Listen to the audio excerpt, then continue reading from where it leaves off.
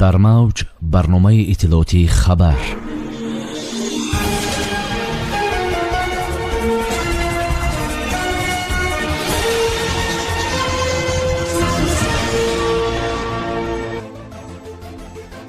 دستور شهرداری برای خدمت‌رسانی‌های کمونالی با پیش پرداخت. تاجیکستان از استرازنکا دست نمی‌کشد. ترکیه برای تاجیکستان افسران پلیس آماده می‌کند. با کدام شرط‌ها؟ نظامیان آمریکایی طالبان قندهار را بمباران کردند. تاشکند زواد استحصال دستگاه نفس را به راه ماند. رستم امامعلی رئیس شهر دوشنبه ضمن بررسی اصلاحات خواجگی منزلی و کمونالی در پایتخت برای پورا گذاشتن به نظام بیلینگی دستور داده است.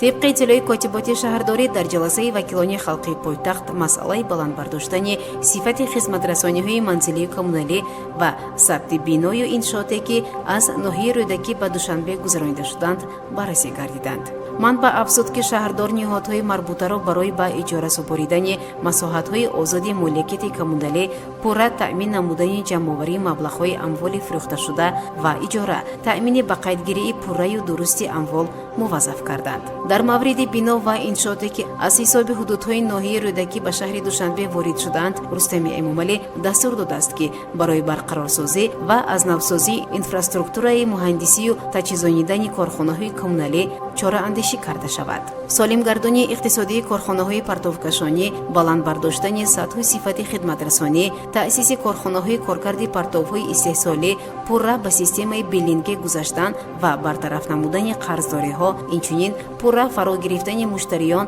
با شرطنامه بندی از دستورهای دیگری بودند که رئیس شهر دوشنبه به مقامات دخلدار داده است. самариддин ализода муовини вазири тандурустии тоҷикистон мегӯяд аз ваксини астразенека даст намекашем. ин нуктаро муовини вазири тандурустии кишвар зимни нишастии хабарие изҳор дошт. ба таъкиди ӯ ҳоло дар ҷумҳурӣ марҳилаи омодагӣ ба маъракаи эмгузаронӣ ҷараён дорад. илова бар ин вазорати тандурустӣ аз рафти тафтишоти созмони ҷаҳонии беҳдошт оид ба муассирияти ваксинаи мазкур назорат мебарад. ализода мегӯяд вазорат ҳоло машғули таҳия кардани дастурамал барои тарзи дуруст гирифтани эм алайҳи коронавирус аст. ин дастурамал бо ду забон тоҷикӣ ва ӯзбекӣ тарҷума ва дастрасӣ ҳамагон мегардад. дар дастурамал маълумоти муфассал аз омодагии инсон ба эмгирӣ ва то тарзи дуруст гирифтани эм ва ҳамчунин маслиҳатҳо оиди пас аз ваксин гирифтан чӣ бояд кард пурра навишта мешавад. ӯ мегӯяд вазорат ҳатто масъалаи ҷамъоварии партовҳо аз ин ваксинро омӯхта тарзи нигоҳ доштан ва сипас нест кардани онро дар дастурамал ҷо додааст.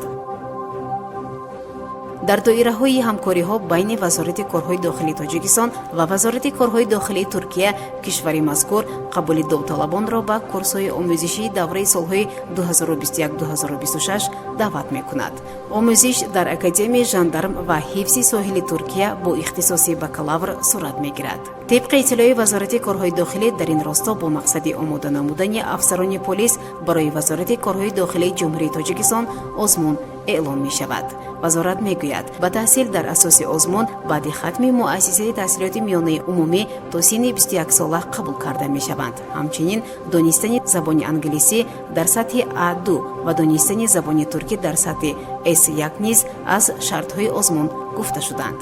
ин ниҳод мегӯяд довталабоне ки забони туркиро намедонанд бояд курси яксолаи омӯзиши забони туркиро гузаранд. ҳамчунин пешниҳоди маълумот оид ба ҳолати саломатӣ низ зарур аст. дар бораи шароити таҳсил дар Туркия вазорат мегӯяд тамоми хароҷот барои ғизо ва зист аз ҷониби академияи жандарм ва ҳифзи соҳили Туркия пардохт карда мешавад. ба хатмкунандагон дипломи бакалавр дода мешавад ки дорои эквиваленти миллӣ ва байналмилалӣ дар доираи барномаи идораи амният мебошад.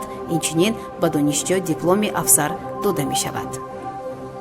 ҳарбиёни иёлоти муттаҳидаи амрико дар қандаҳори афғонистон толибонро дар давоми 2 шабонарӯз бомбаборон карданд. نیروهای آمریکایی مستقر در افغانستان پس از چندین ماهی توقف در طول 48 ساعت اخیر موضعهای حرکت طالبان در ولسوالی‌های ژیری و سپین بولدک ولایت قندهار بمباران کردند. در این باره امید خاور با استناد به سامانه خبرگزاری خامه پرس خبر می‌دهد. сухангӯи нерӯҳои иёлоти муттаҳидаи амрико ва хориҷӣ Сани Легет дар саҳифаи твиттераш навишт ки ин ҳодиса замоне рух дод ки ҷангҷӯёни толиб мехостанд ба мавзеъҳои нерӯҳои давлатӣ ҳамла кунанд. ӯ афзуд ки бар асоси созишномаи Доҳа онҳо нерӯҳои дифоӣ ва амниятии Афғонистонро мудофиа мекунанд. ҳаракати толибон дар посух ба ин ҳамлаҳои ҳавоии нерӯҳои амрикоӣ гуфт ки онҳо бархилофи созишномаи Доҳа амал карданд. Забеҳуллоҳ Муҷоҳид, сухангӯи толибон, дар як эъломия гуфтааст ки дар тӯли 24 соати гузашта нерӯҳои амрико мавзеъҳои толибонро дар вулусволиҳои Панҷвоӣ, Жирӣ ва хокрези вилояти Қандаҳор бомбаборон карданд ки дар натиҷа толибон талафоти зиёд диданд.